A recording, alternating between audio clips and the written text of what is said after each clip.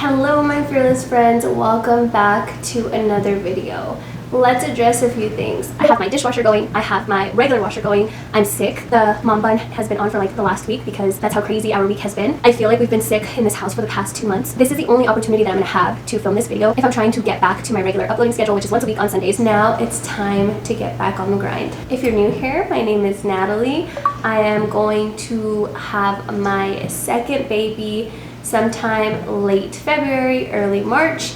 And we will get into that. And this is going to be my second trimester recap. Also a Q&A, but not really because nobody asked me any questions.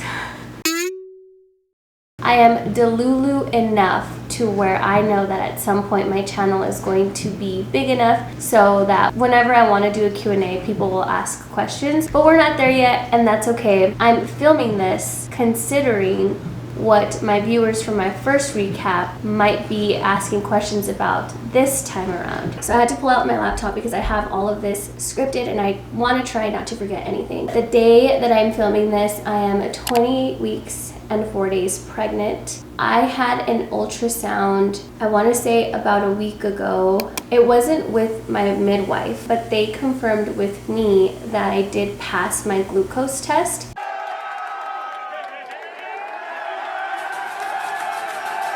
Which is great. As you guys know, I was really worried about that because of the way that I felt this time around. I actually haven't even heard from my midwife. I kind of thought no news is good news. Let's talk about symptoms. I wrote down the ones that I feel like are the most persistent for me right now. One of them is faintness and dizziness. There's random parts in my day where I'll just be like cleaning, or even if I just sit down, I feel really dizzy. And as far as I know, all of my blood work came back normal. Again, I haven't talked to my midwife. I have an appointment with her. I don't remember. But I also feel like if there was an issue with my blood work, they would have called me. For right now, I'm just monitoring it. I haven't really pinpointed if anything makes it worse or if anything makes it better. So we will see what happens with that. The big one. Right now is how much my body hurts. With Jude, my body also really hurt, but when I was pregnant with Jude, I was going to a pelvic floor physical therapist, and a lot of the time I would get pelvic work done, but I would also get work on my body, and that was really helpful. However, pelvic floor physical therapists are so expensive because, of course, that umbrella of women's health isn't covered under insurance, or at least not my insurance. So every time that I would go to see my physical therapist, it was $160. So think about doing that once a week for at least 4 months. It was really expensive. I decided not to pursue a pelvic floor physical therapist unless I really feel like I need it. And there's been a couple of times that I've considered it again. I just don't know that I need as intense and as repetitive sessions as I had with Jude. Okay, I don't know how else to say this, but I am feeling a lot of vaginal pressure already. I don't remember if the vaginal pressure that I felt with Jude is to the same degree. I'm more aware of it now because it feels like it's happening every time that I move, especially if I'm like getting off the floor. And I'm on the floor a lot because I play with Jude on the floor a lot. If I let them fall, I have failed at my job. And I think maybe that's why I'm more aware of it, but I'm feeling a lot more vaginal pressure, and that's the only reason that I was considering going back to pelvic floor physical therapy. There have been some days that it hurts so much that I've even considered like, oh my gosh, do I have prolapse? Pelvic organ prolapse. So what is this? This is when one or more of the pelvic organs fall or slide into the vagina. Most common causes include pregnancy and childbirth. Is that why I feel so tender down there? I don't know. I noticed an uptake in pain. Uptake, is that the right word? I don't know. after I went back to the gym, and I hadn't gone in almost 3 weeks. I went back to the gym. I had a great workout. I had no pain while I was working out. It was more difficult and more taxing on my body, but I had no pain. That same night, I started to get super sore, and then I just noticed that I felt more achiness in my body, and I just don't know if I pushed myself too hard, if I didn't use diaphragmatic breathing well enough to where I put extra pressure on my pelvic floor, and that's why I was feeling a lot more vaginal pressure. I am going to bring it up at my next appointment just in case, and I'm going to continue to monitor it because I don't want to affect my pelvic floor just because I'm trying to continue go to the gym. Along with body pains, I am really suffering with carpal tunnel. I used to think that when I was pregnant with Jude, that the carpal tunnel was because of the job that I was doing at the time. Because like I've said before, it was very repetitive. I was clicking the same buttons, I was typing the same words, etc., etc. So I felt that that was what was giving me carpal tunnel. But I think it's just pregnancy. And yes, I'm on the computer just as much now with editing and making content, but my hands hurt, and I usually go to sleep with my hands like up against my headboard because it feels good to feel that stretch. I have gotten physical therapy for carpal tunnel before, and I do know some of the exercises, so I might just need to really commit to doing those again because your hands are nothing to play with. Okay, so fatigue.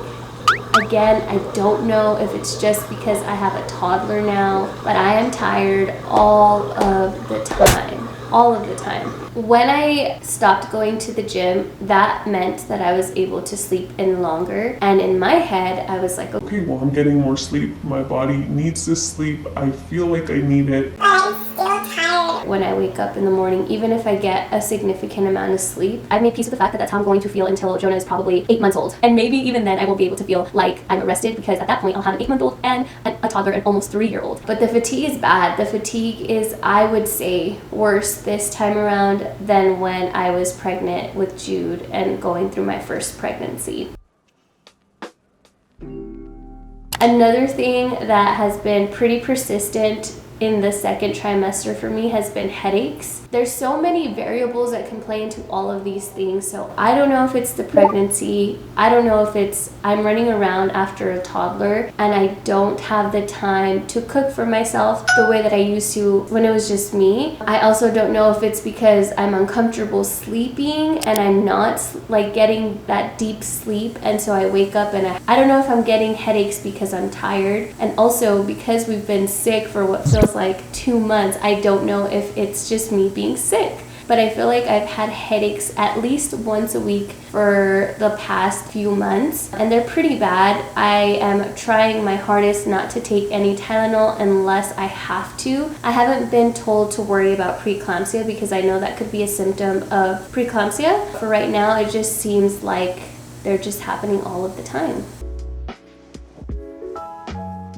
As far as my eating goes, I still get meat aversions, chicken aversions, and nausea. I think I'm just going to continue to feel that throughout the rest of my pregnancy, and it's random. One thing I have noticed is I can't do reheated meats. So if I cook steak for lunch and I want to eat it again for dinner, I can't because my stomach starts to flip whenever I smell it. I get occasional heartburn when I have chocolate or hot snacks, and I say snacks because y'all know I love my hot chips, but I also I just love chili in general. And I know that that has caused me heartburn. And then anything with tomato. So fideo, which is something that I make for my daughter all of the time. Pizza, I know I'm gonna get heartburn. It's much less than when I was pregnant with Jude. So maybe Jonah's not gonna have as much hair as her. I don't know. We will see. But for right now, it's only occasional. Unfortunately, this is not the first pregnancy complication that I've encountered this pregnancy, and it's very disheartening because I have delivery trauma. I've never talked about it on my channel, and maybe I will.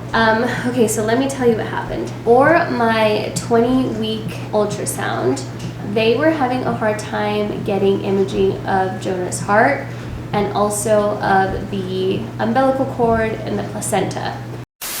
Concerns. Baby looks good. He looks healthy. He's still a boy. They were not able to get pictures of his heart the way that they wanted because of the way that he was positioned. So I do have to go back and basically do another scan again. Things did not seem right with the placenta and the umbilical cord. We were then referred to do another ultrasound where we usually get our ultrasounds done. And again, she also had trouble getting that imaging. However, when she went in to look at the umbilical cord and the placenta, there was some concern with the way that they were attached.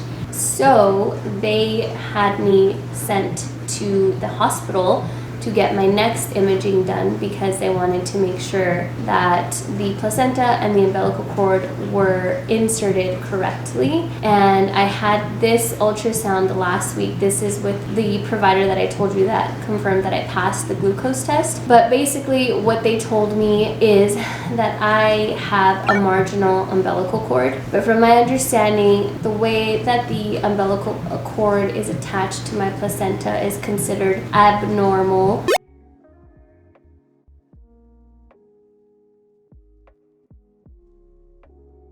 Because usually it attaches in the middle and mine is attached off to the side.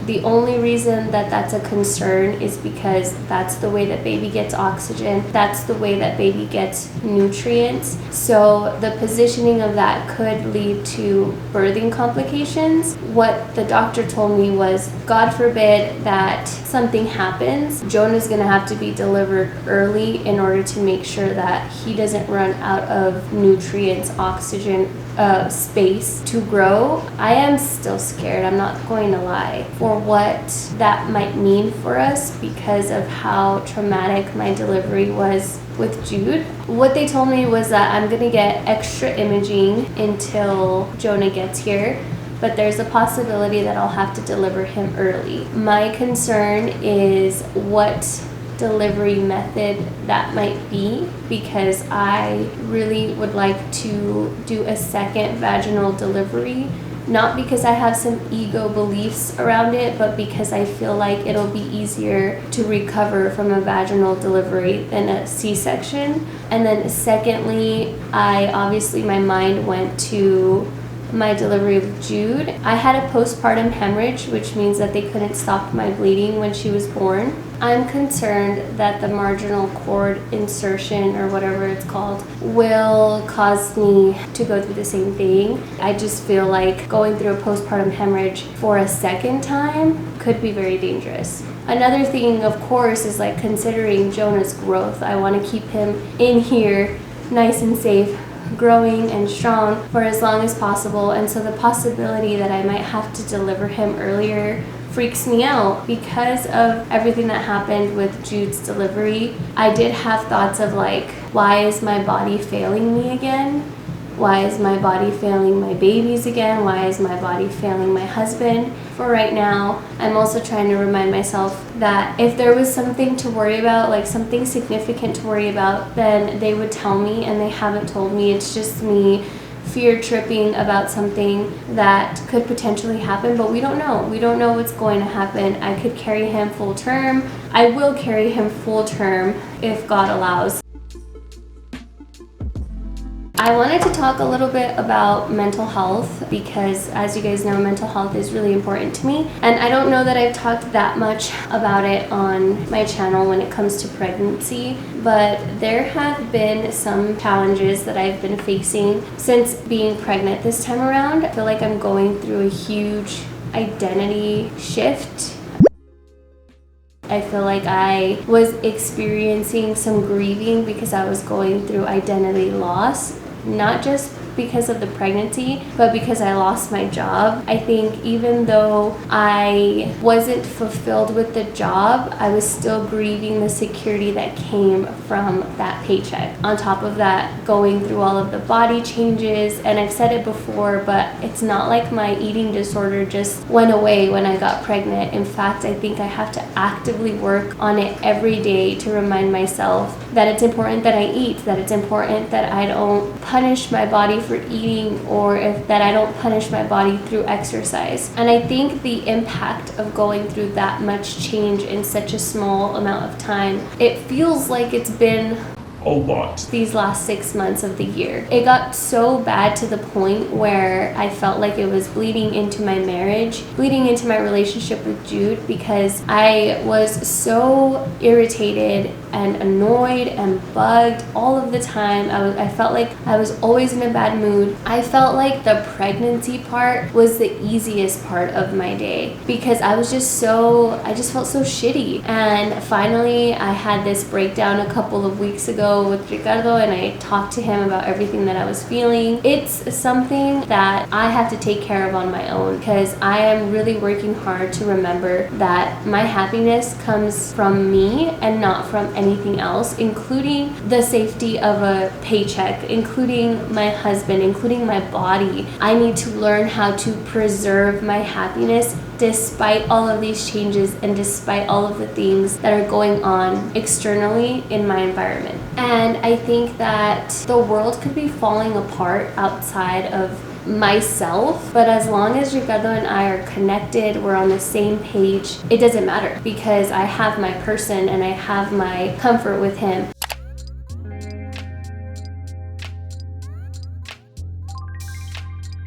I was feeling so unhappy that I was letting it bleed into my marriage, which then caused some friction between us. And not just that, but this is another thing I wanted to mention. My sex drive has always been really high. We talk about it all the time. And I feel like this pregnancy, it was like after I made that last recap video, like things just went downhill. In the sense that my body started to hurt so much that I didn't even want to do it because I was like, I'm gonna be in pain. I take too long to switch positions, or like I can't participate in it the way that I would like to. And I feel like that was also a part of me that I was grieving. I think I was just not giving myself grace in adapting to my fatigue levels and my body pain levels, and I was just not enjoying myself as much as I would like to. And that's a big proponent in our relationship, so I felt like that also made me feel disconnected from my partner. Talking about how I was feeling has helped me so much in both departments, just feeling more connected to him in and outside of our bedroom. I think it was inevitable for me to feel the way that I was feeling, but I think that I could have proactively communicated more honestly how I was feeling about everything in an effort to save us from all of the friction. I wanted to make sure that you guys knew that it's not always rainbows and butterflies over here, and I think sometimes mentally, pregnancy is a lot harder mentally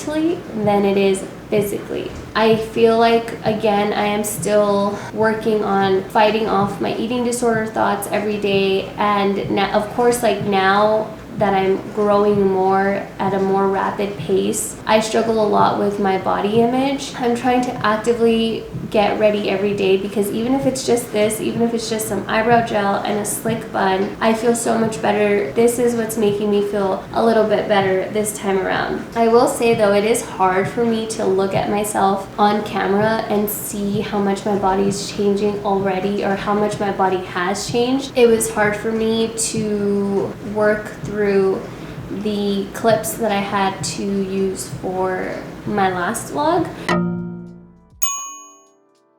because I just can't believe that that's what I look like now. But I know that this time around, if I want to, I can make some changes within my body. And not just that, but I trust myself this time around. I trust myself that I'm not going to let the pendulum swing completely to one side because I have confidence that I know how to take care of myself now, even with the eating disorder. So for right now, this is my body. I am not going to be ashamed of it. I'm carrying my child. Whatever comes after, I will address after. I will cross that bridge when I get there. For right now, this is my job. I shouldn't be putting myself down because change in pregnancy is inevitable. So that's kind of how I feel about that stuff. We talked about my relationship a little bit and how we were going through a little rough patch there for a moment, but I do kind of feel like it was more I was going through a rough patch because I had to learn how to be vulnerable and I had to learn how to let my husband take care of me. And I know that that sounds so crazy because that's who should be taking care of you, if anybody. For some reason, when I lost my job, I just felt like my worth as a wife and as a mom had gone down the drain. And I'm learning to find worth in myself despite those things and to remember to not have these internalized beliefs that I'm just a stay-at-home mom, because I do provide so much for my family here at home being a homemaker, but it's different for me and I work on it every day. And I think remembering that my husband isn't holding it against me that I lost my job has been very helpful. As far as my relationship with Jude, like I said, I also feel like I wasn't as connected with her these last few months because I was battling so much internally. But then I don't know what happened that I remembered that the time and the days that I have with her where it's just me and her are limited, and soon enough it's gonna be me, her, and Jonah, and Ricardo of course, but I mean like when we're by ourselves. And I'm probably going to miss it just being me and her, and even now it makes me kind of sad to think that she has to share me. So I'm trying to soak up all of the moments that I can with her and soak up all that she is and all that she's becoming, because I don't know what it's going to look like when Jonah gets here. I don't know how much of myself I'm going to be able to give, but I'm going to try my hardest to give what I can to both of them. I think I went through everything that I wanted to go through in this recap. That is all. I love you guys. Thank you for watching my second trimester recap with my second baby. I hope you guys are staying fearless, and I will see you next week. Bye.